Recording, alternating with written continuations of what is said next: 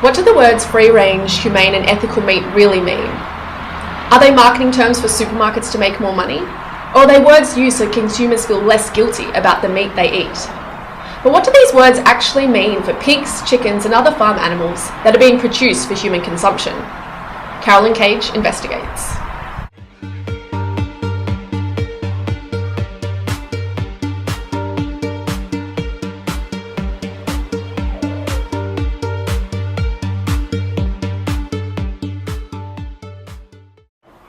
You may be familiar with the terms free range, bred free range, and sale store free when it comes to buying meat.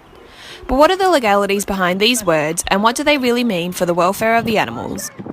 Truth is, there is no legal definition for these words, and they are slowly but surely becoming controversial as animal activist groups uncover the deceitful and money-making side of the industry. Poor labelling and deceptive stickers result in consumers being misled to believe they are making conscious and ethical choices when it comes to buying meat. As there is no legal definition for the term free range and others alike, consumers aren't aware they could be buying into anything. In December last year, Animal Liberation Victoria carried out a 14-month operation. They exposed extremely poor living conditions at several RSPCA-accredited slaughterhouses. Footage captured has been turned into an award-winning documentary, as well as being shown at numerous rallies as animal activist groups persist to educate the public.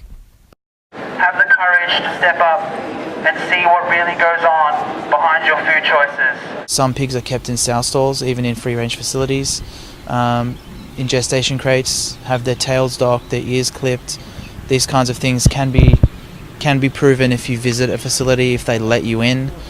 Footage has been taken from these facilities, and it proves that these farmers, and I've spoken to many of these farmers who own these facilities, and that's what they end up telling me. Australian pig farmer Lee McCosker agrees free range is a marketing term used by supermarkets and speaks about the welfare of pigs kept in sow stalls.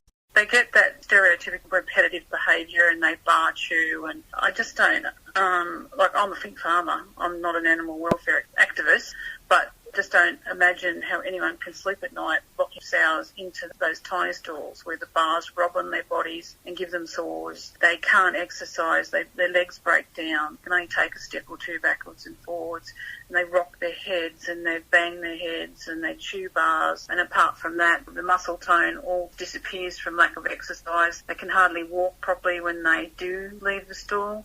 They can't hold up the weight of a ball when they mate them. It just predisposes them to all sorts of horrors.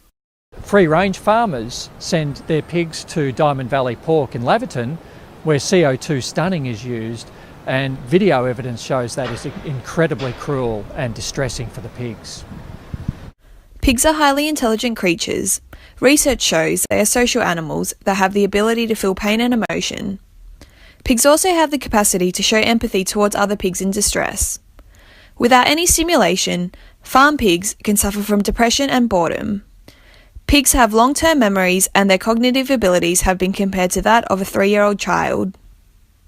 I recently sent a letter to the Victorian Agriculture Minister, Yala Pulford, about contradictions on the government website regarding the Prevention of Cruelty to Animals Act, where the government said that exemptions to the Act in favour of the livestock sector did not allow cruelty to occur. I pointed out that that's incorrect.